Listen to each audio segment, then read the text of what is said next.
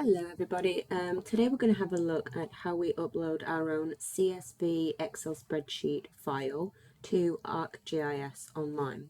So as an example, I have an Excel spreadsheet file here, and we're looking at different countries around the world, year the data was collected, and then substance consumption for each different country. So this was downloaded from the World Health Organization website. And as you can see, it's just a very simple data collection. It's not got latitude and longitude. It's not got any overly informative data. It's simply three separate columns with some information in there. The thing that you need to make sure is when you actually save this, you need to go save as, and you need to make sure it's in this format right here. So CSV, comma, delimited. When you have an Excel workbook, for example, that is the default, and we just need to make sure that we drop it down into that comma delimited CSV and then save it before we can actually upload our spreadsheet. Once you have got your spreadsheet into the right format, we go to ArcGIS Online through our logins and we select the map tab on the top white ribbon to open a new map like so. Once we are here, we're going to go to that Add tab at the top left. Now, instead of going to Browse Layers as we have in the past to explore secondary data, we're going to go down to Add Layer from File. So Add Layer from File. And this is going to bring up this panel right here. Now from here you can upload it via drag and drop. You can search your device, your Google Drive, or any of the other available resources there. I'm going to go upload from my file, and I'm going to find the Excel spreadsheet that we've just been looking at. There it is. Now, the first thing that it asks you is, would you like to add this file as a feature layer? It will always be this first one as a default, so always just make sure that it's selected as a hosted feature layer, because we're not adding the item to an existing map or anything, we're creating a new layer for it. So then I'm going to go next.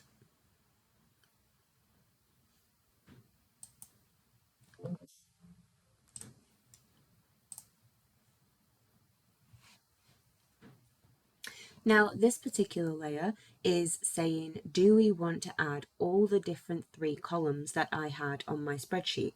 So for example, I had countries, I had the year the data was collected, and then I had the total alcohol consumption data.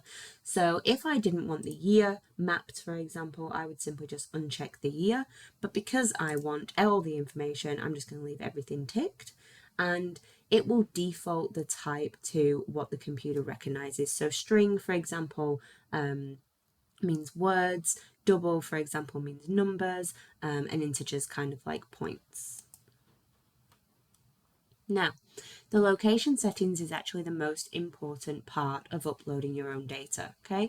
So if I was to click on this drop down here, you can see I've got some options. The first one being latitude and longitude, the second one addresses or place names, and so on and so on. Now, I don't have latitude and longitude on this particular data set. If I did, I would simply select that one and the computer would automatically understand which of the columns were latitude and longitude.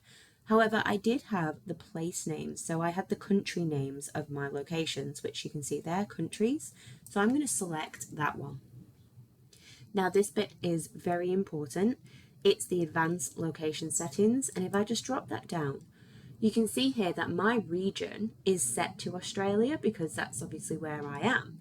However, because my data set is every single country in the world, I just need to make sure that I drop that down into world, because otherwise it would be tried to find, I don't know, Nigeria Street in Australia, for example. So we just need to make sure that that's dropped down to world. If you have a data set that's from, Dominican Republic of the Congo, for example, you need to make sure that you choose the right region there. Once that's all been sorted, we can just scroll down. All these are fine as they are, but this address or place name, we're just going to let it know out of the three columns that we actually have available, we want the countries as our location column. Okay. Now here, It's actually suggesting how many credits we are going to need to do this. So credits are like GIS money, and certain things that you do in ArcGIS Online will require credits. If I had latitude and longitude in my data spreadsheet, the credits would not be used. The credits are only being used because I am actually requiring the system to find these places just simply by names. Okay, so you can see there it says may consume credits on this one. However, the latitude and longitude above does not say that. Okay. Once you've made sure that everything's correct, you can simply press next and give your map a title. Drop it into a folder if you particularly want to. You can just leave it as the default if you like, and then you can give it a bit of a summary or any kind of tags if you're interested in that kind of thing, and then go create and add map.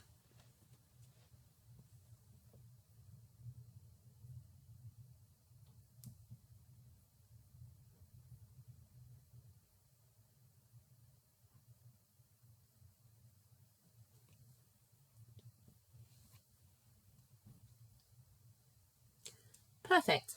Once it's been uploaded, you can see here that if I zoom out, all of the different countries around the world have now got these little red markers on them. And that is, if I go ahead and click on one, you can see now this is the information for that particular country. So the country is Russia, the alcohol consumption is there, and then the year is obviously there as well. And it's the same for all the others. Now, the way that this map currently looks is not very helpful. It's just a lot of red dots.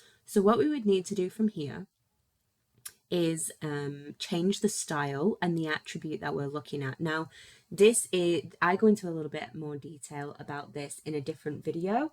However, I'm just going to very quickly show you how you would do that. So you would go over to the right hand side, click that Styles tab. For the field, you would click the attribute that you wanted to see. So in this case, it would be the total alcohol consumption units that we're interested in. We would press add.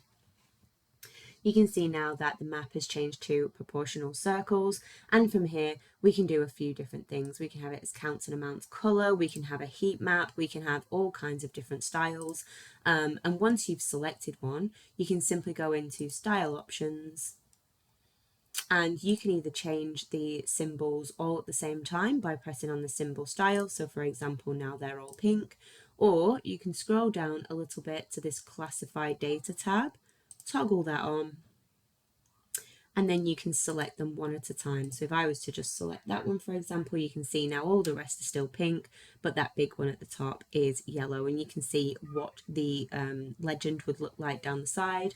From here, I can do a lot of other things as well. I can, change the size, I can change the color, I can change the icon even. I can do an awful lot of things. So if I wanted them to be triangles, for example, now they're triangles.